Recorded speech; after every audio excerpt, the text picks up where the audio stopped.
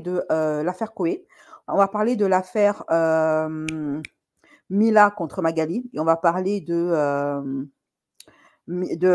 Magali contre les dernières révélations de Maëva Guénam sur Magali Berda. Ok? Allez, c'est parti, tout de suite après le jingle.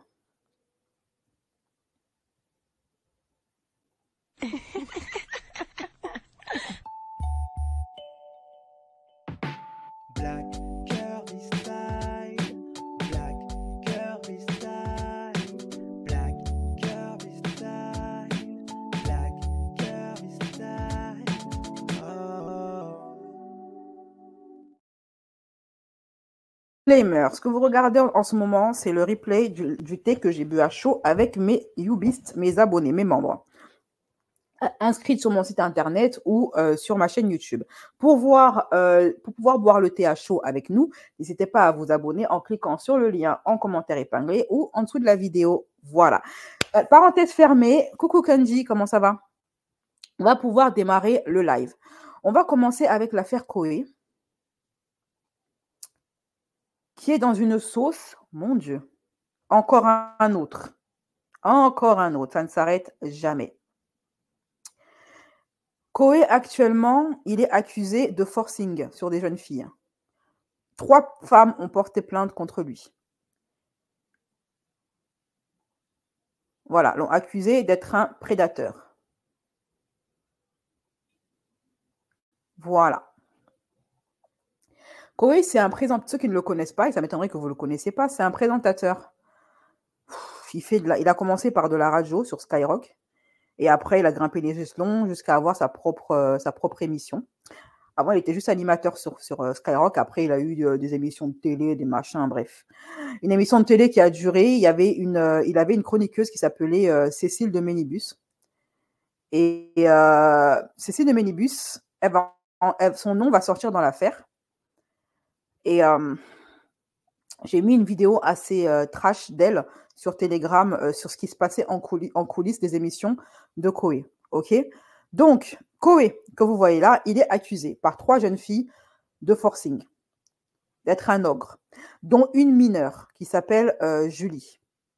Comment toute cette histoire a commencé, ne vous inquiétez pas, je vais tout vous expliquer.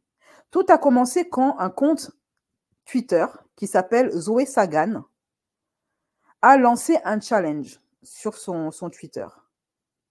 Elle a demandé à toutes les personnes qui ont côtoyé des personnes connues de leur envoyer une anecdote sur le people en question. Au début, c'était un truc bon enfant. Le but était absolument pas, enfin je pense, je ne sais pas, je ne la connais pas, mais le but n'était absolument pas de mettre des gens connus dans la sauce. Le but, c'était que les gens se racontent des anecdotes. Et c'est ainsi que 3 jeunes filles sont venues contacter une certaine Julie, est venue contacter Zoé et lui a expliqué que lorsqu'elle était mineure, qu'elle était âgée de moins de 15 ans, elle était fan de Koé. Et Koé, en fait, il avait essayé, dans un hôtel, de la forcer à faire des choses. Et qu'à l'époque, elle n'avait pas porté plainte parce que voilà, elle était fan et puis elle se rendait pas compte de ce qu'elle avait vécu. Elle a raconté en fait que ce jour-là, elle était avec sa grande sœur, etc. Mais attendez. Et donc, je vais y revenir. Zoé, elle balance son challenge. Envoyez-moi vos anecdotes sur des stars. Elle poste ça.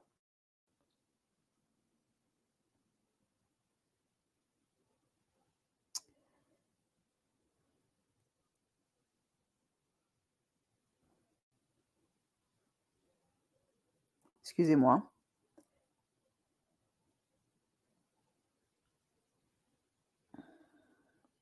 Elle poste hop, voilà. Elle poste donc le message sur Twitter. Elle est choquée par ce qu'elle entend et par ce qu'elle voit, par les messages qu'elle reçoit. Et elle en balance certaines. Et au compte-gouttes, elle expose certaines stars Et parmi elles, il y a Koé. Elle dit, oh là là, dinguerie qu'on vient de m'envoyer sur Koé. J'arrive pas à y croire.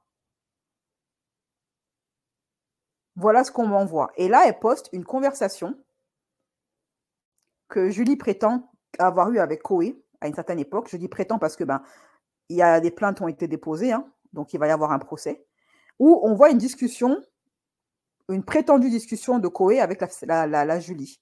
C'est une capture d'écran WhatsApp. Et dans cette discussion, un soi-disant, en tout cas un homme que Julie prétend être Koé, lui envoie des messages assez salaces. Salut ma belle, t'es en forme, grande forme et toi, top, t'es quand à Paris, début de semaine pro, dommage, tu aurais été là, j'aurais adoré que tu me épluches la banane. Tu me éplucherais la banane sur ton visage, tu lâcheras le... Bref, bref, hein, vous ferez un arrêt sur image, hein, je ne peux pas tout vous balancer. C'était très, très, très, très, très, très, très épicé. Voilà. Et du coup,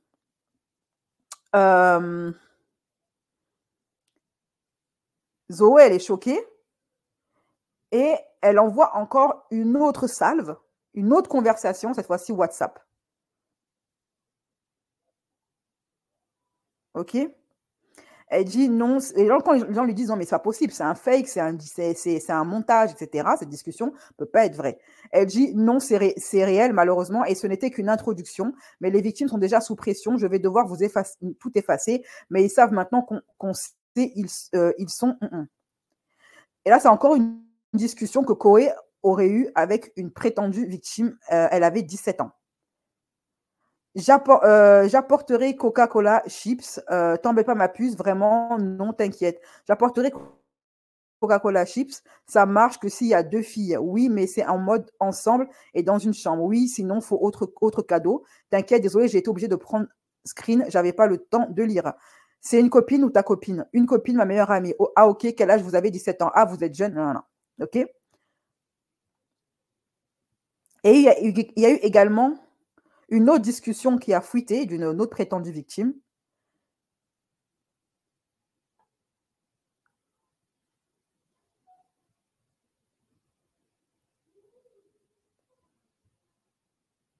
C'est celle-ci. Voilà. Et je pense que c'était une discussion encore avec Julie. Je te kiffe. Salut ma beauté, j'espère que tu... donc 26 novembre, il lui parle et il lui envoie cette photo-là. Il lui aurait envoyé cette photo-là. OK? Donc, quand cette sauce sort, Zoé Saglam, elle se retrouve dans les problèmes. On l'accuse de vouloir salir la réputation de Koé. Et qu'est-ce qu'elle fait? Elle poste un communiqué pour dire, écoutez, moi, quand j'ai lancé mon challenge, je ne m'attendais pas à voir ce que j'ai vu. Je suis la première choquée. Voici ce qu'elle écrivait dans son communiqué. Koé, je ne dis pas cher Koé, parce que du coup, je le comprends, tu le comprendras aisément à la vue des événements. Mais l'attitude de tes équipes est en train de me tendre un peu. Et quand je suis tendue, qu'est-ce que je fais? J'écris.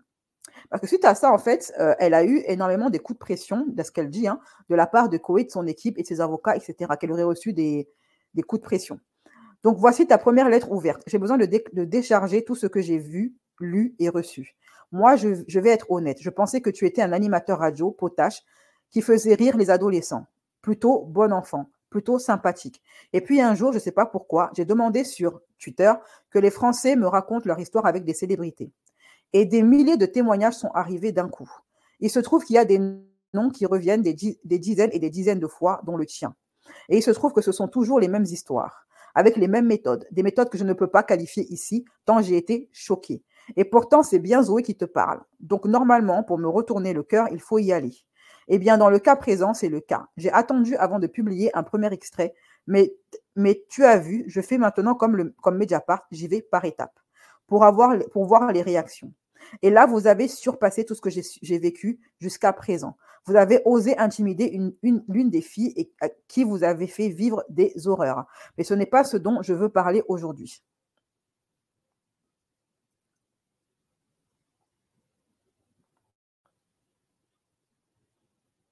Ce qui m'a heurté, c'est que tu ont les illusions chez des jeunes adolescentes. Quand l'une d'elles rêve de devenir animatrice radio comme toi et met tout son cœur pour préparer une maquette à te faire écouter un peu tremblante, toi, tu en profites pour la faire monter dans ta chambre. Tu enlèves tes vêtements sans prévenir et tu lui demandes de te éplucher la banane pour qu'elle ait l'honneur que tu écoutes son travail.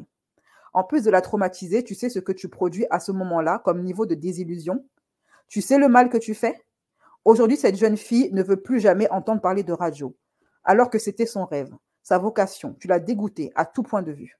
Au-delà de l'immoralité, voire du côté hors la loi de ce genre d'attitude, briser les rêves de jeunes filles, c'est pour moi aussi un... Celui-là ne peut pas se juger devant la justice et pourtant il est tout aussi traumatisant qu'une tentative de forcing dans un hôtel. Avoir voulu intimider aujourd'hui cette jeune fille par l'intermédiaire de votre avocat, en plus c'est une femme, et à l'image du reste. Au regard de tous les témoignages que je reçois, ça va être compliqué d'aller intimider le monde entier. Ça a sans doute marché un temps, mais il faut croire que la fête est finie. Alors, je sais que certains de tes collègues font bien pire. Je ne me remets pas déjà de ce qu'a pu faire MK, le célèbre acteur que tout le monde adule alors qu'il voulait envoyer les jeunes Français au chômage. Elle continue. Mais ce n'est pas le sujet. Je n'en peux plus de recevoir en boucle les mêmes récits de gamines sur ce qu'elles ont vécu avec toi. Tu es le dernier de mes soucis. Mais à force d'être relancée et relancée par ces filles, ce matin, je me suis dit, bon, prenons une minute et publions un premier témoignage. 1 heure après, elle était intimidée. Mais moi, rien évidemment. Parce que vous en prenez aux faibles, à ceux qui n'ont pas les moyens de se défendre. Pas aux copines d'Elon Musk ou aux copains de Booba. Donc, en fait, on fait comment? Je pose sincèrement la question. On fait quoi? J'ai évidemment trouvé un avocat pour la protéger en 1 heure. Donc, elle, vous ne pouvez plus rien tenter d'illégal, mais pour la suite, on fait quoi? Encore une fois, c'est une vraie question. Et en fait, elle prétend être proche de Elon Musk et d'être être proche de son staff. Je ne sais pas qui elle est, Zoé, mais elle prétend être proche du staff de Twitter, Elon Musk. OK? Et elle balance pas mal de dossiers assez lourds sur des célébrités. Et c'est pire que du Akababe, ce qu'elle fait. Elle, c'est du très, très, très, très lourd, ce qu'elle balance. Donc, du coup, après ça, Koé, il n'a pas réagi sur le coup. La sauce est montée crescendo, les médias ont commencé à en parler. Et c'est là que TPMP, ils ont retrouvé Julie, ils l'ont contactée et ils l'ont demandé de participer à leur émission pour témoigner. Et là, je vais vous mettre le témoignage elle est partie sur TPMP 2 fois. Et là-bas, elle a témoigné. Elle a expliqué qu'effectivement, elle était fan de Koé, etc. Sauf que sur TPMP, on va lui dire une chose. On va lui dire, eh bien, écoute, tu dis que Koé t'a fait ce qu'il t'a fait, mais sur ta page Facebook,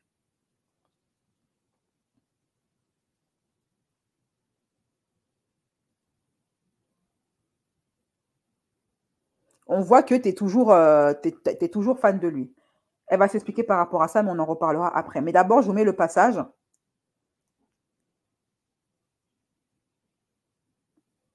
Je vous mets un extrait de son passage sur TPMP. OK? Et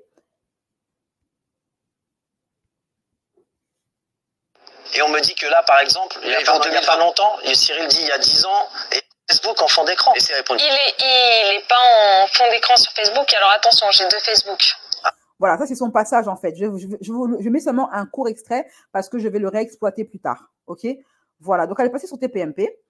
Et de là, Koé a commencé véritablement à réagir et à clamer son innocence. Il a d'abord posté un communiqué sur son compte Twitter.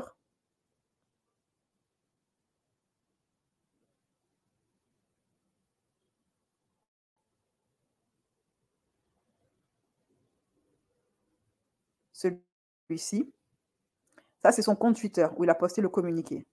Koé officiel. Voici le communiqué qu'il a posté. Je vais vous lire le communiqué de Koé.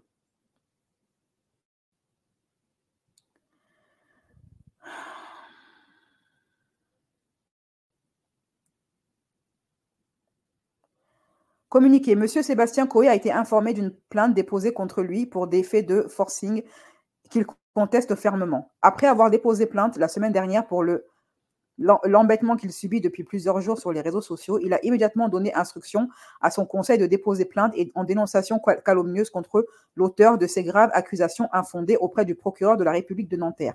Sébastien Coé est à la disposition de la justice et des services de police en lesquels il a pleinement confiance et apportera en toute sérénité les éléments de nature à démontrer l'inanité des accusations portées contre lui. Toutefois, il ne saurait tolérer que de telles allégations soient relayées sans attendre que la justice ne se prononce. Il poursuivra systématiquement les médias qui publieraient des propos diffamatoires à son encontre. Sébastien Coé ne se laissera intimider par aucun procédé et combattra sans relâche pour établir la vérité. Voilà, son avocate. Et donc, il faut savoir que après, effectivement, comme c'est écrit, après ce tollé médiatique et tout, eh ben, il y a 3 victimes qui ont porté plainte, dont Julie, c'est celle que je vous ai montrée, et 2 autres femmes qui ont porté plainte contre Coé. Et donc, du coup, après ce communiqué,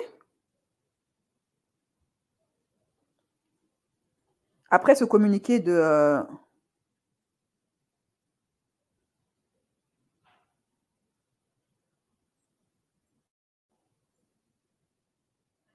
Après ce communiqué, il a également tweeté ceci sur son compte Twitter. Je suis profondément choqué par les accusations portées contre moi ici. Ces allégations sont totalement fausses, montées de toutes pièces et diffamatoires. J'ai immédiatement déposé plainte. Je fais entièrement confiance à la police pour dire la vérité des faits. Je prendrai toutes les mesures nécessaires pour que la vérité éclate. Suite à ça, Zoé, elle a contrecarré. Elle a répliqué en postant encore un tweet à côté. Et donc, c'est ça le retour de la méthode Coé. Il faut vraiment arrêter d'envoyer ce genre de SMS à des gamines mineures. Tu es assez grand pour savoir que c'est illégal, non? Et puis, est-ce que tu trouves normal qu'une gamine puisse m'écrire en disant à l'époque où je n'étais que mineure, j'aimais beaucoup l'émission de radio de Coé, j'y allais souvent avec des amis, nous avons pu discuter avec lui et à plusieurs d'entre nous, il demandait des photos sans vêtements ou comment nous étions habillés le soir, etc. Il m'a même dit, tu as un beau derrière. J'avais 16 ans. Il a proposé des plans à 3, etc. Et encore, je pourrais en dire d'autant plus. Je me suis retrouvée une fois à son hôtel pour discuter simplement.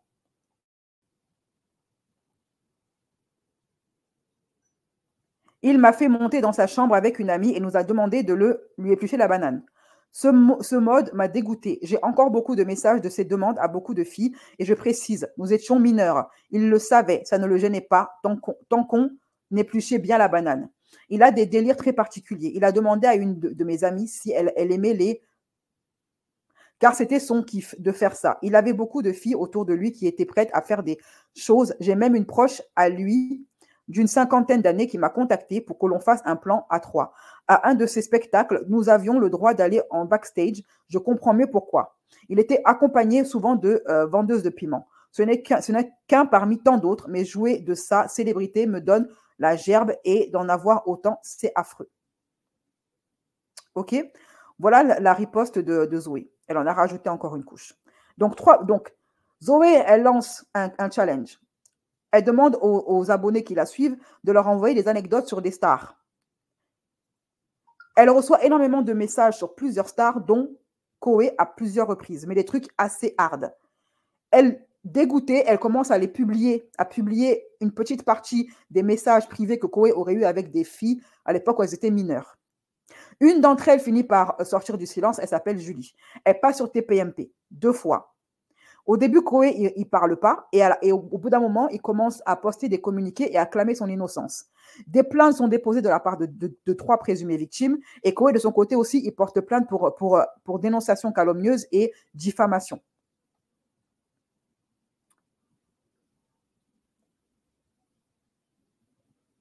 Est-ce que jusqu'ici, vous me suivez bien? Est-ce que je suis assez claire? Dites-moi si je ne suis pas assez claire. Hein.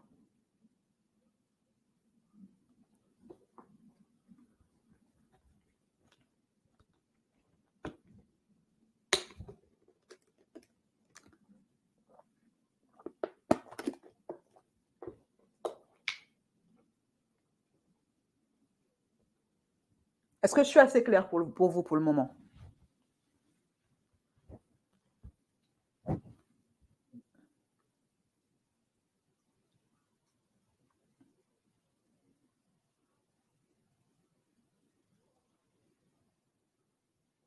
C'est clair? Ok. Donc, du coup, Koé, il est invité sur le plateau de BFM TV pour s'expliquer. C'est la première fois qu'il va prendre la parole publiquement après ces accusations. Mais avant ça, avant que BFM TV ne l'interviewe, Julie, elle est passée au journal de 20h, toujours sur BFM TV, où elle explique ce que Koé, cette fameuse épisode dans l'hôtel. Et elle explique ce que Koé lui avait fait à ce moment-là. Pour résumer, elle explique qu'elle était partie voir Koé dans une de ses radios avec une de ses sœurs. Et en fait, elle a voulu rencontrer Koé en off. Koé l'a invité en off, mais l'a fait monter dans une chambre. Et sa sœur, elle était en bas dans la voiture. Elle voulait proposer à Koé de travailler dans la radio parce que c'était son rêve. Et en fait, Koé lui aurait demandé de retirer ses habits et de lui éplucher la banane. Mais la fille, elle était apeurée, elle commence à pleurer, elle ne comprend pas ce qui se passe. Et Koé lui aurait dit, eh bien, ma chérie, c'est comme ça que ça se passe dans le milieu médiatique. C'est comme ça que ça se passe ici. Si tu veux percer dans la radio et à la télé, il faut que tu épluches des bananes. C'est la règle. Ça se passe comme ça. C'est ce que Koé lui aurait dit. Et pendant ce temps-là, elle dit en fait que ce qui l'a sauvée, c'est que ne la voyant pas redescendre rapidement, sa sœur n'aurait pas arrêté de l'appeler au téléphone. Plusieurs fois. Et Koé, en fait, il aurait fini par être agacé par les nombreux coups de téléphone de la sœur de Julie.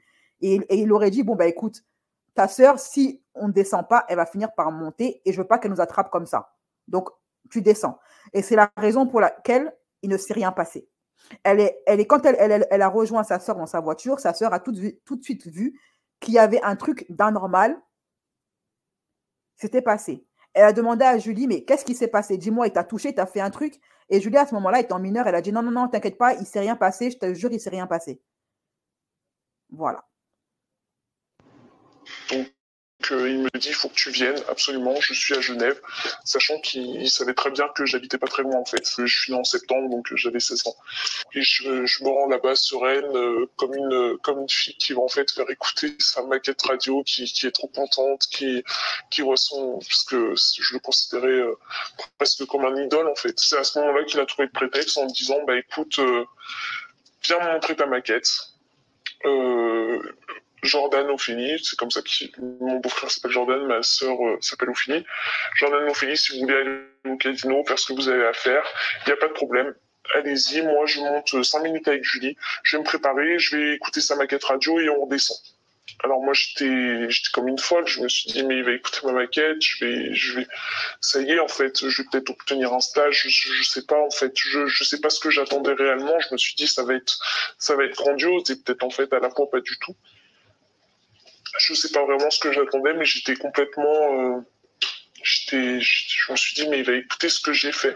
Mon travail à moi, il va l'écouter. Je suis monté dans sa chambre et il me dit, assieds-toi dans le canapé, qu'est-ce que tu veux boire? Et il me dit, bah écoute, fais-moi écouter ta maquette radio, il n'y a pas de problème. Donc je cherche comme ça, hop, et lui, il s'était mis à côté de moi. Donc on était sur le canapé. Hein.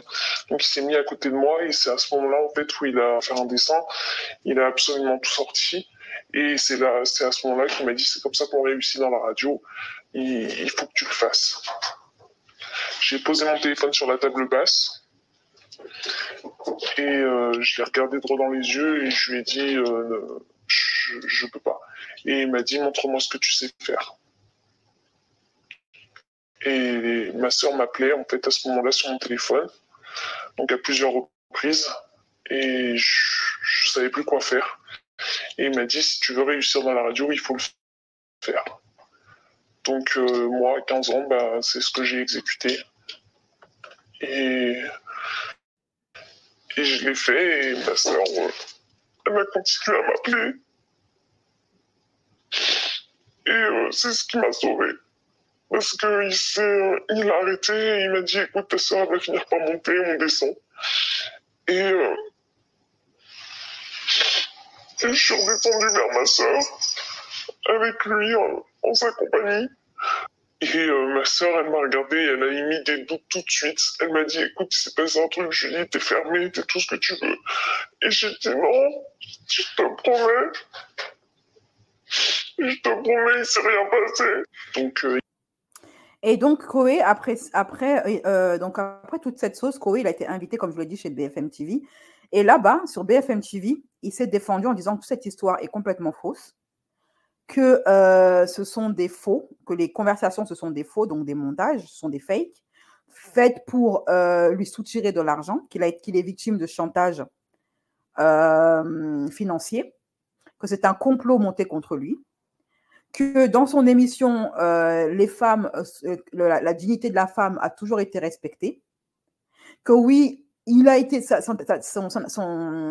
également que oui, si à l'époque, dans les années 90 ou je sais pas quoi, là, en 20 ans de carrière, à une certaine époque, ces émissions étaient un petit peu trash et que les hommes avaient les mains baladeuses, c'était une autre époque avec une autre mentalité qui ne dérangeait personne. Mais aujourd'hui, en 2023, après hashtag MeToo, il ne pourrait pas se permettre de faire ça et il ferait arrêter une émission tout de suite si jamais il y avait des dérapages. Sa technique de défense, il ajoute également que la jeune femme ment et que dans tous les cas, elle a toujours son visage et les photos d'eux sur sa page Facebook. Donc, si vraiment il l'avait traumatisé, elle ne serait plus fan de lui et elle ne posterait plus des photos et des vidéos de eux deux sur sa page Facebook. Je vais vous mettre donc les passages de BFM TV. Certains seront coupés au montage, hein, je pense, parce que ça prononce trop de mots, machin. L'interview, elle a duré plus de 20 minutes, à peu près une demi-heure.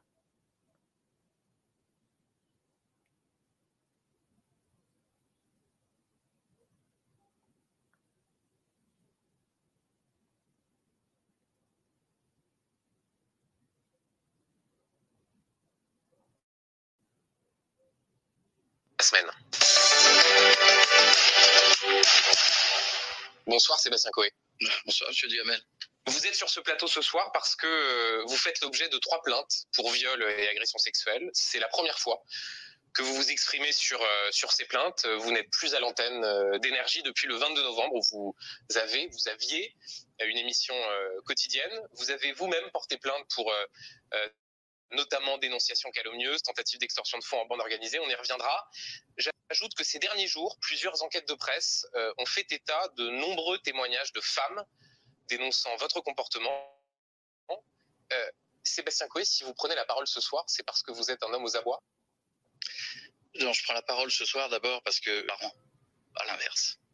Donc, je vais essayer de vous dire comment je suis en ce moment. À l'intérieur, je suis en morceaux.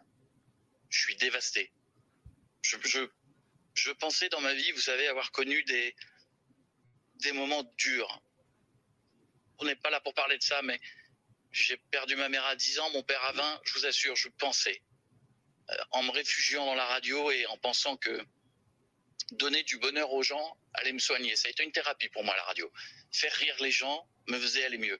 Je pensais que c'était le plus gros combat de ma vie et que globalement, à 51 ans, après 40 ans de radio et d'autres années à venir, et de divertissement et de fabrication de divertissement, je pensais que j'avais vécu le plus dur. Je suis en train de vivre le plus dur. Parce que c'est terrible d'être accusé de ce genre de choses, il n'y a pas pire.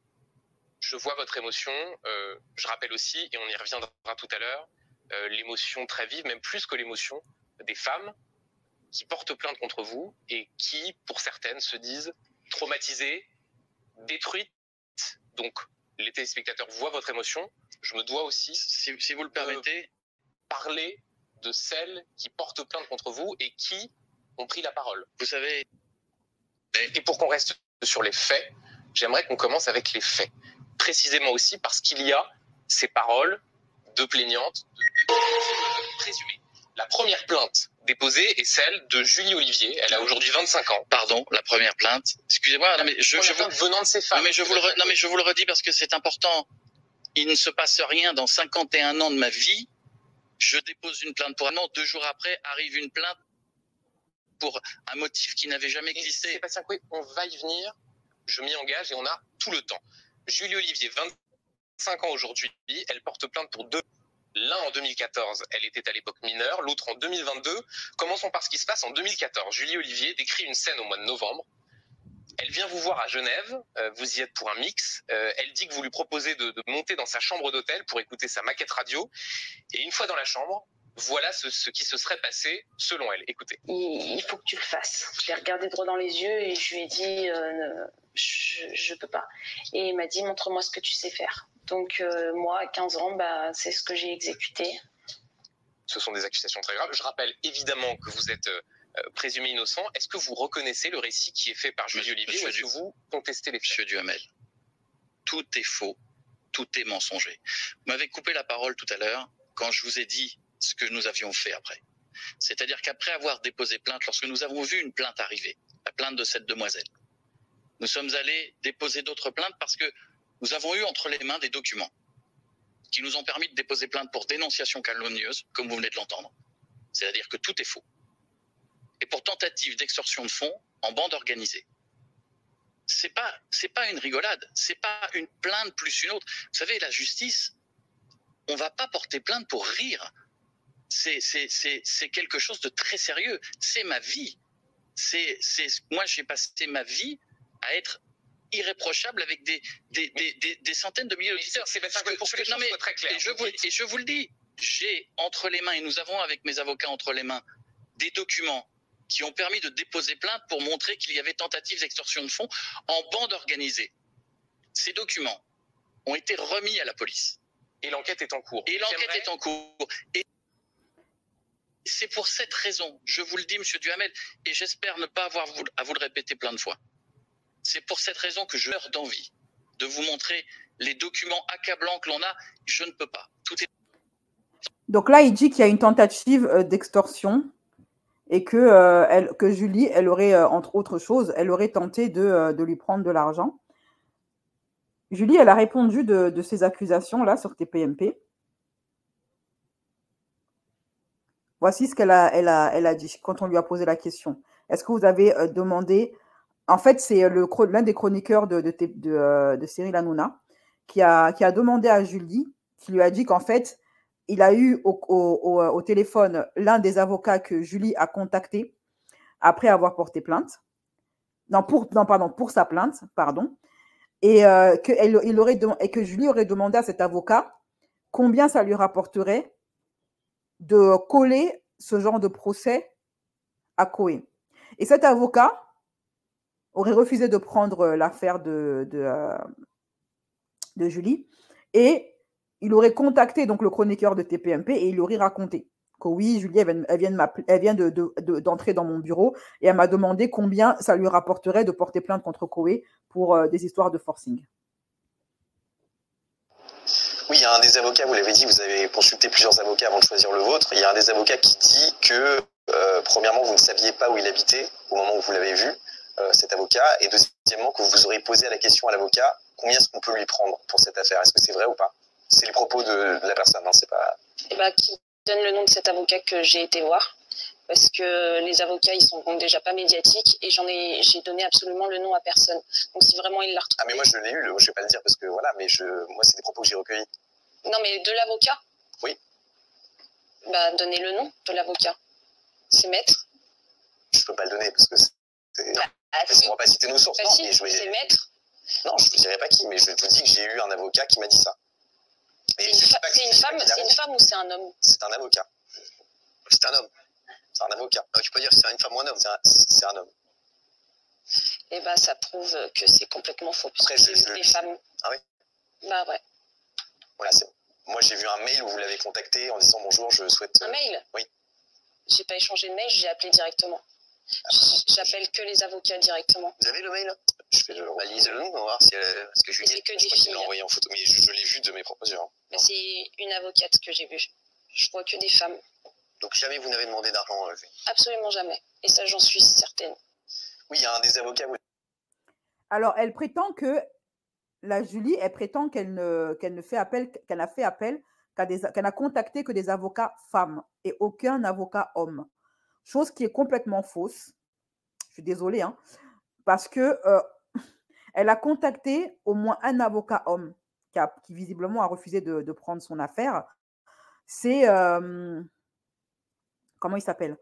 C'est Juan Branco. Cette information,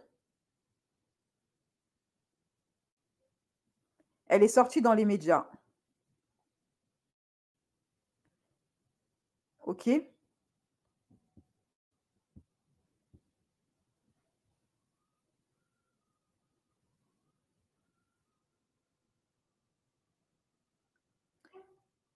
Enfin, c'est pas Juan Branco qui a refusé son affaire, mais c'est elle qui s'en est séparée. Elle a contacté Juan Branco et ensuite elle s'est séparée de lui pour prendre un autre avocat. Donc, elle a bel et bien fait appel à un avocat homme. De son côté, Julie dit aujourd'hui s'être séparée de son trop médiatique avocat Juan Branco et assure être plus déterminée que jamais. Je suis une machine de rien ne m'arrêtera, j'irai au front coûte que coûte. Elle souhaite désormais laisser faire la justice et insiste pour que chacun se fasse son opinion sur les faits. Les avocats de Coé espèrent, eux, que le parquet ouvrira une enquête pour les faits d'extorsion et de dénonciation calomnieuse. Donc déjà, voilà un premier mensonge de la part de Julie.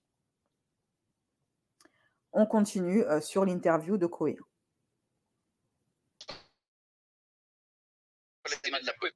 On va parler des plaintes que vous avez déposées, mais sur ce que vient de dire, Je viens de vous répondre. Dites, Tout est faux, tout est mensonger. ça veut dire que cette femme, cette plaignante, vous ne la connaissez pas? Bien sûr que si, je la connais. Quelle est la nature de votre Je la connais comme je connais des milliers de fans en 40 ans de radio. Vous savez ce que ce sont des fans? Ce sont des gens qui viennent vous voir. Moi, sans eux, je suis rien du tout. C'est pour ça que tout à l'heure, j'ai voulu les saluer. Tant, tu es incapable de ça. Quelle est la nature de vos Mais il relations? n'y a pas de nature, monsieur. Laissez-moi finir. C'est extrêmement simple ce que je suis en train de vous dire. C'est-à-dire que je la connais comme je connais des centaines d'hommes qui viennent, ou de femmes, qui viennent, qui nous remettent des cadeaux, qui viennent en backstage, qui viennent à 20 spectacles, 50 émissions. Cette jeune fille, elle a dû venir à 50 émissions, Donc il ne s'est 60 jamais rien spectacles. passé entre vous. Mais tout est faux et mensonger, je vous l'ai dit. Je vous l'ai dit tout à l'heure. Vous ne répondez pas tout à fait à ma question. Il ne s'est jamais rien passé entre vous, même de manière consentie selon vous. Monsieur, je ne peux rien vous dire sur ce que nous avons déposé à la police. Un homme politique. Je ne vais pas vous répéter 10 fois la même chose. Non, mais attendez, Sébastien Coué, et là encore, ici, on est Mais dans le bureau du juge. mais si vous êtes on en n'est train, pas mais si vous êtes en dans- train de me dire, est-ce que nous nous sommes parlé, mais comme je parle à des tas d'autres auditeurs, à des tas d'autres hommes ou femmes, Alors, dans ce cas-là, je vais dire les choses et de ça n'est façon pas, très claire. ça n'est pas un tribunal médiatique. Mais il n'y a pas de tribunal médiatique, Sébastien Coé. Vous avez la parole ici. Vos avocats ont la semaine. Julie Olivier a publié sur les réseaux sociaux cette capture d'écran dont vous parliez, censée faire état d'une de vos discussions avec, si je dois y résumer, des messages à caractère sexuel particulièrement crus. Vous osez diffuser ça? Est-ce que vous êtes l'auteur de ces messages? Je vous pose la question. Moi, je vous le dis, ça, c'est un montage. Extorsion de fonds organisée. Vous dites avoir les preuves. Je voudrais, pour continuer cette interview, que vous écoutiez ce que raconte Julie Olivier de son état de santé aujourd'hui. J'ai essayé de mettre fin à mes jours, clairement. Depuis tout ça, je suis suivie déjà par un psychiatre, une psychologue qui font énormément leur job et qui m'aident énormément. J'ai été hospitalisée à plusieurs reprises. Je suis sous traitement, encore sous antidépresseurs, sous traitement pour dormir la nuit, parce que justement, c'est des cauchemars que je fais et que je continue à faire à l'heure actuelle. Donc maintenant, j'attends juste de pouvoir m'en sortir pour pouvoir prendre ces traitements. Parce qu'avec ces traitements, en fait, on ressent plus rien, on fait plus rien et on se sent complètement vide. Tout ça, je vais vous dire, parce que c'est là, faux. vous diffusez des propos de quelqu'un qui dit des mensonges.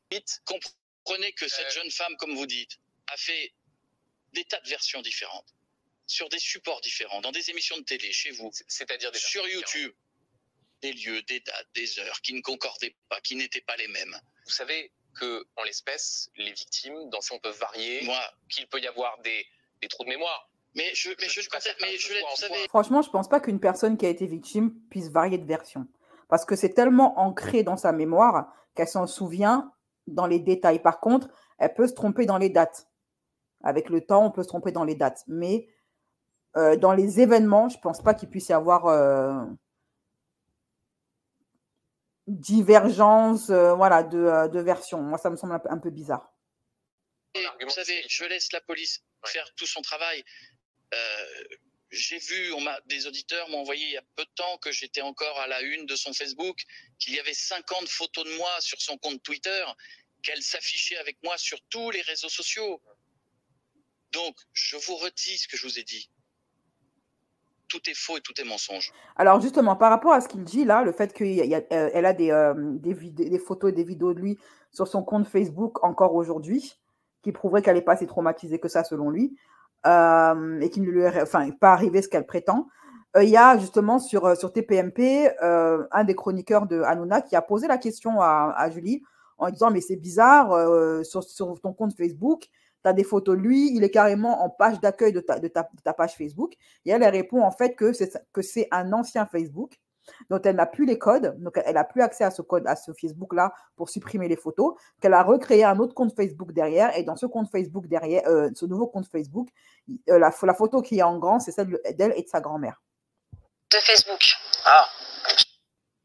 Et on me dit que là, par exemple, il n'y a pas longtemps, Cyril dit il y a 10 ans, et il y a 1 an, vous êtes venu à son émission de télé. Moi, j'en reviens juste à votre Facebook actuel. Votre Facebook de maintenant, il y a des photos de partout avec Koé, et vous êtes en fond d'écran avec Koé. Pourquoi rester en fond d'écran avec un mec qui a massacré votre vie? C'est mon avis personnel, parce que moi, je suis un peu con.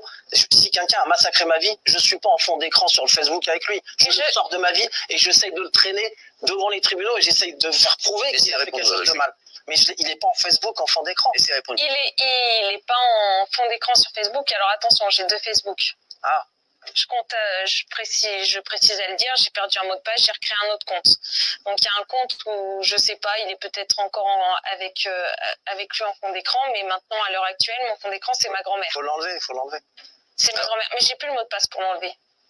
Mais c'est ma grand-mère actuellement qui est sur mon vrai compte Facebook, c'est ma grand-mère. Et on me dit que là, par exemple. Moi aussi, hein, j'ai un compte Facebook que j'ai perdu parce que j'ai oublié le mot de passe. Et comme Facebook, il casse beaucoup la tête par rapport à la reconnaissance de l'identité, j'ai plus accès à mon ancien compte. Et pourtant, je l'aimais bien ce compte-là. Hein. Mais j'y ai plus accès. Donc, j'ai perdu plein de contacts à cause de ça, d'ailleurs. Un mot encore sur cette tentative d'extorsion de fonds en bande organisée. De quand date-t-elle? Je ne peux rien vous dire. Je peux juste vous dire que... Mais c'est les dernières semaines? Est-ce que c'est plus avant? C'est organisé. Ce qui est organisé depuis quelques mois, voire années, avec une volonté évidemment d'argent, avec une volonté de nuire évidente, et avec, dans le mot bande organisée, et c'est là où la police doit faire son travail, et c'est là où je dois me taire, et c'est là où je ne dirai rien d'autre, de faire le tour de qui a intérêt à quoi, qui a fait quoi. Ah, là, on ne sait pas, peut-être c'est la concurrence, hein, peut-être ce sont ses collègues, hein, la concurrence qui essaie de le faire, bref. Pardon, non, mais voilà, donc comment il va se défendre, là, Koé, en disant non, mais je ne peux pas avoir fait ce que vous dites parce que je travaille qu'avec des femmes. Alors, vous allez me dire ce que vous pensez de cet argumentaire en commentaire.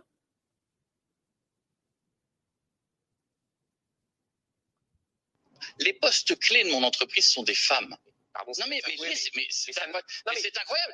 Chaque fois que comment voulez-vous ne répondez pas à ma question. Comment voulez-vous sualiser une entreprise quand la directrice administrative et financière est une femme, quand la productrice de mon émission est une femme? Sébastien Coué, je ne parle pas des femmes qui vous entourent, je parle de témoignages de femmes qui, pour certaines, viennent assister à vos émissions et décrivent. Cet argument de oui, je peux pas je peux pas être un ogre parce que je bosse avec des femmes, mais ça n'a aucun sens ce qu'il est en train de dire, la Koé. C'est quoi cette défense là? Encore une fois, Et on sait qu'il y a plein de femmes dans le milieu de la haute qui couvrent les méfaits des hommes avec qui elles travaillent, hein, pour les intérêts financiers. Hein. Tout le monde recouvre tout le monde. Hein. Le fait d'avoir une fraise entre les jambes n'a jamais protégé des victimes dans des entreprises. Hein. Quand la femme, c'est une patronne ou autre. Hein. cité, pardon, j'ai utilisé le mot qui est cité dans l'article de Libération, parle d'un comportement de prédateur sur le fait d'utiliser une forme d'ascendant, d'emprise sur ces femmes pour se rapprocher d'elles. J'ai lu. Absolument. Ce qui revient aussi, ce sont des scènes d'antenne que l'on a pu voir ces 20 dernières années, notamment en 2006 sur un de vos plateaux, l'acteur Rocco Siffredi qui a votre chroniqueuse Cécile de Médibus. Alors oui, justement, par rapport à ça, il faut savoir que j'ai retrouvé la vidéo, hein, et je l'ai mis sur mon Telegram.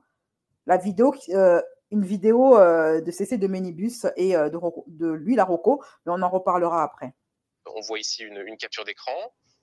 Vous êtes hilar. Le reste du plateau aussi.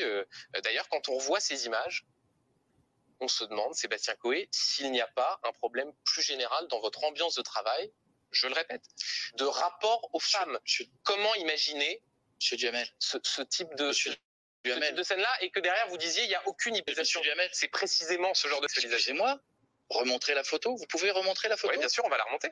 On va la remontrer, oui. Excusez-moi, qui a une attitude scandaleuse? Rocco Siffredi qui reste, et je l'ai dit. Mais pourquoi dans ce cas-là vous me dites quelle est ma responsabilité?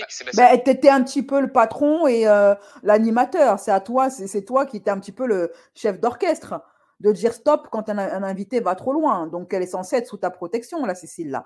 Par contre, moi, ce qui me flingue, c'est que là, il va dire lui, Coé, que il y est pour rien, que lui il a rien fait. Et lui, Coé il a rien fait, les Antilles. Sauf que ce qu'on voit, ce qui se passe en off. Et ça, on va en reparler parce que ça va entrer dans le débat, hein, de ce qui se passe en off. Pardon, de ce qui se passe en off. Coé, lui aussi, il a les mains extrêmement baladeuses vis-à-vis de Cécile. Et ce n'est pas de la diffamation de dire ça, puisque j'ai la preuve en vidéo. Alors, concernant, lui, il dit que dans son entreprise, il n'y a pas dans son entreprise, il n'y a pas d'acte déplacé. Enfin, il ne peut pas y avoir d'acte déplacé dans son entreprise parce qu'il y a beaucoup de femmes qui y travaillent. OK. Cécile de Ménibus, c'est passé dans les médias qu'elle avait été embrassée de force. C'est écrit ici.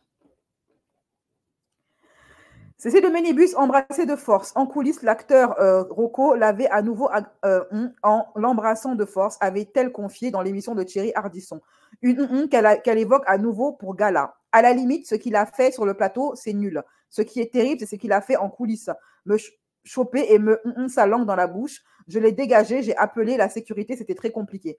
Mais ce qu'elle raconte là, c'est la version soft, hein, parce que ce qui s'est passé et ce qu'on a vu en vidéo, Coé, il y participe. Et pas que Coé, hein, d'autres gars aussi hein, de l'émission. Moi, je me suis même demandé si cette Cécile, elle se respecte. Parce que ce qu'elle a laissé faire sur son corps, ça fait flipper. Franchement, ça fait flipper. Allez.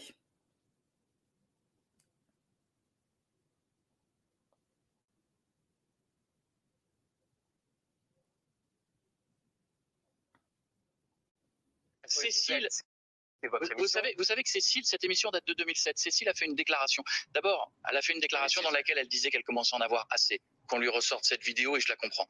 Et dans cette déclaration, si vous l'avez lue, elle disait qu'elle n'avait absolument rien à me reprocher. Ce qu'elle reprochait, c'est que cette attitude, qui a été une attitude de porc, pardon, on va se dire les choses, il s'est passé des choses. Non, vous la laissez faire. Non. D'abord, dans la vidéo, on stoppe la vidéo, on stoppe la séquence. Non. Ça met vraiment du temps. Hein. On la stoppe. Ouais. Et ensuite, ce que reprochait surtout Cécile, c'est ce qui s'est passé en dehors, où il a eu un comportement scandaleux en dehors, dans le couloir. Mais, monsieur Duhamel, vous croyez qu'en 2023, je fais les mêmes émissions qu'en 2000? J'ai 40 ans de carrière. Vous regrettez ces scènes-là? Mais je vais vous expliquer, ça n'est pas regretter. C'est deux choses différentes. Ne regardez pas la télévision de 2006, de 2000 ou de 90 avec le prisme d'aujourd'hui. Ça veut dire quoi ça? En 90, c'était autorisé de faire du mal aux femmes, mais maintenant c'est bon, c'est plus autorisé? Parce que c'était en 90, c'est moins blâmable. Et tout ce que ça montre de nos darons, c'est que nos darons, ils étaient vraiment bizarres. Hein. Parce que notre génération, ce genre de comportement, ça passe plus. Le mec, il se retrouve au tribunal médiatique, mais nos parents, eux, qui regardaient ces émissions-là, pendant que nous, on était petits, ils riaient à gorge déployée. Ça veut dire que nos darons, c'était un peu bizarre quand même. Hein. Ils avaient une moralité un petit peu chelou. Hein. Normalement, si nos darons à nous de l'époque qui regardaient Koé avaient une certaine moralité, il aurait dû se retrouver dans la sauce dès cette époque-là.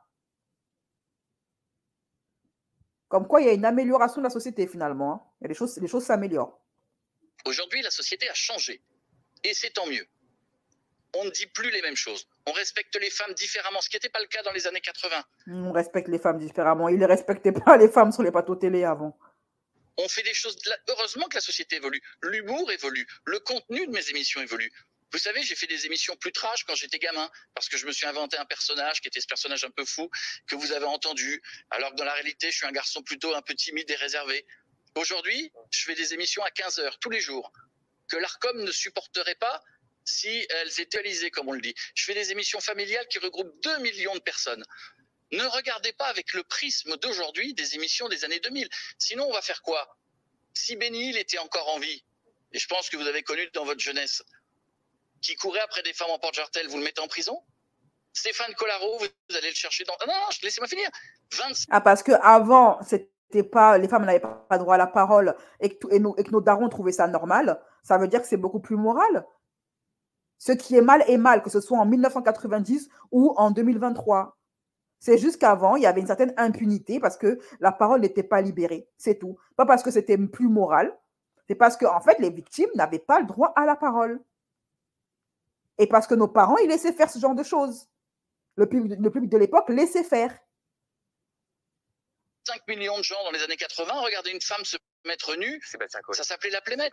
Ne mélangeons pas tout. Sébastien Coé, la raison pour laquelle on vous soumet cette scène-là, c'est précisément parce qu'il y a cette accusation et ces témoignages de femmes qui reprochent des comportements plus que problématiques. Vous voulez que je vous explique? Aujourd'hui, en 2023, cette scène-là, je suis animateur, je suis producteur, elle démarre.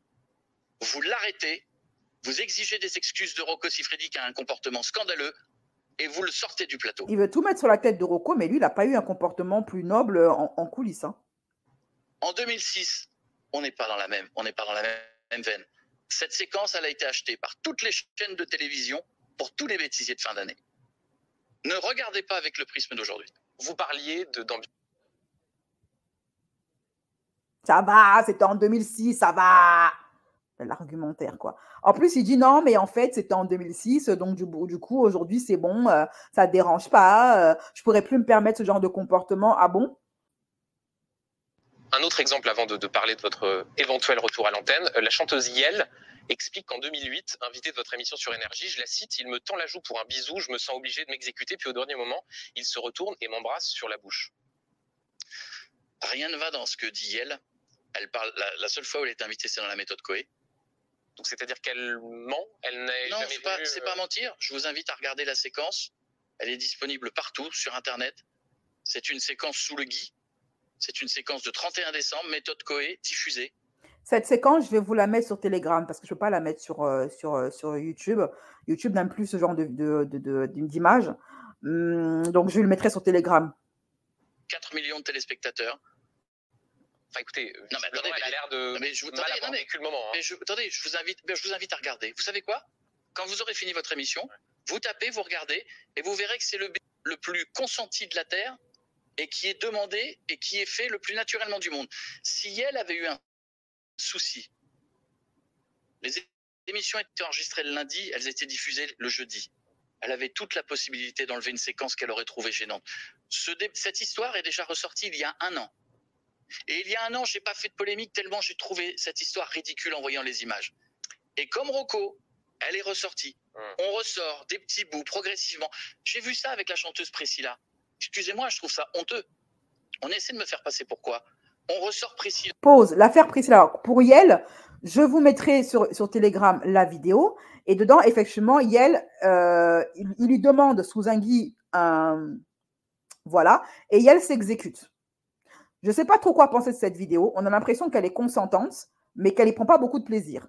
Alors, est-ce qu'elle le fait parce que c'est Coé et qu'elle pense ne pas avoir le choix, donc au niveau ascendant, ou est-ce qu'elle le fait de bon gré? Vous ferez votre propre avis en commentaire sur Telegram. Maintenant, concernant l'affaire dont il est en train de parler là maintenant, j'ai retrouvé des vidéos.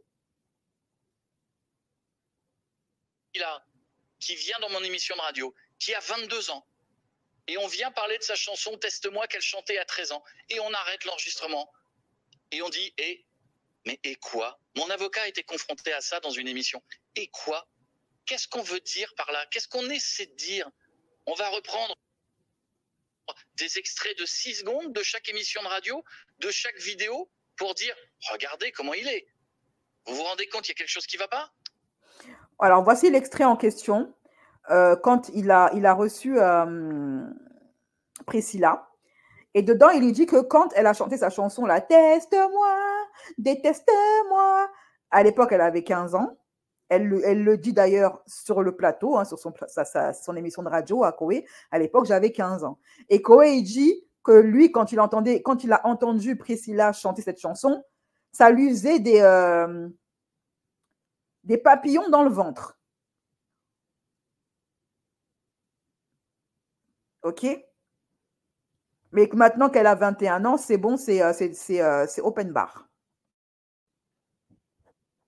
Déjà, Les auditeurs ne le savent pas. oui, merci. Alors, c'est moi, il y a quelques années. Je peux pas tout dire d'un coup. Bonjour Priscilla, comment ça va? Et toi? Ça va bien?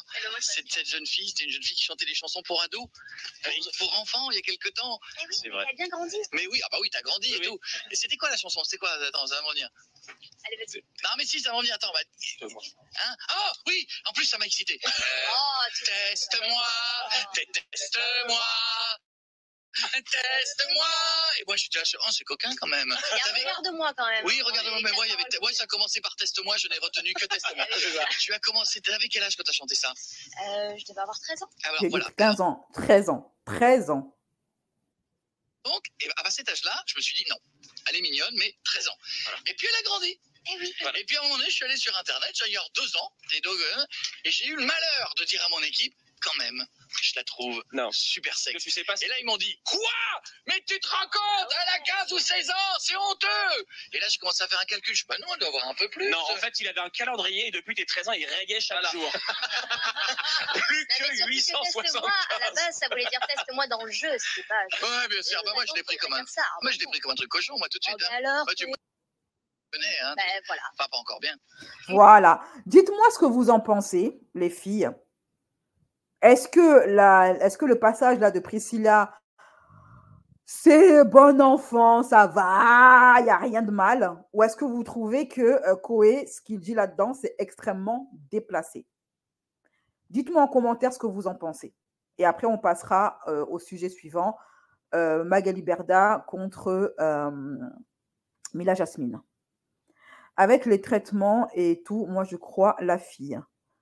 À l'ancienne, il prenait ça comme de la blague, genre c'est juste un bisou. Oui. Alors moi, ce qui me met encore plus mal à l'aise, lève-toi, c'est que à l'époque, qui regardait ce genre d'émission? C'était nos darons. Et nos darons, ils trouvaient ça drôle. Nos darons, c'était bizarre un peu. Ça me rappelle Cohn-Bendit, le passage de Cohn-Bendit.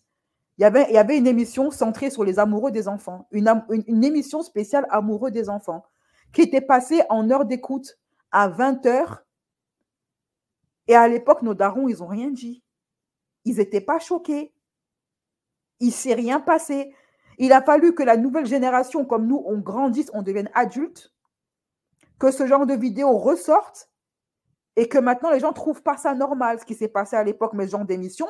Avant, tellement nos darons, ils n'avaient aucune moralité que ces gens-là de télé pouvaient se permettre de proposer ce genre de contenu dans le plus grand des calmes sans avoir peur de la vindicte populaire. C'est ça qui me fait le plus flipper, moi. Je m'en rappelle, à l'ancienne, ils mettaient même les mains dans les des femmes sur certaines émissions, pas que les siens. Oui, c'était partout, c'était partout.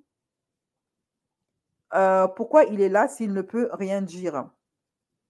Bon, après, moi, je ne suis pas contre le fait qu'il puisse se défendre parce que les accusations sont quand même assez graves. Donc, c'est bien que lui aussi, il puisse passer sur un plateau télé et se défendre s'il est innocent.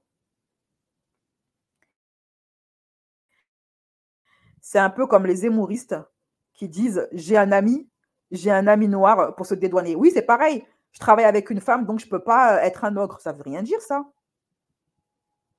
Alors, que pensez-vous du passage de Koé avec Priscilla? Vous trouvez ça déplacé, ce qu'il fait, ou pas du tout? Vous me direz en commentaire sur le chat. OK? Voilà. Bon, les filles, maintenant, on va passer au deuxième sujet. On va passer à l'affaire, un truc un peu plus léger. Magali Berda vs Mila Jasmine. Tout de suite après le jingle, c'est parti.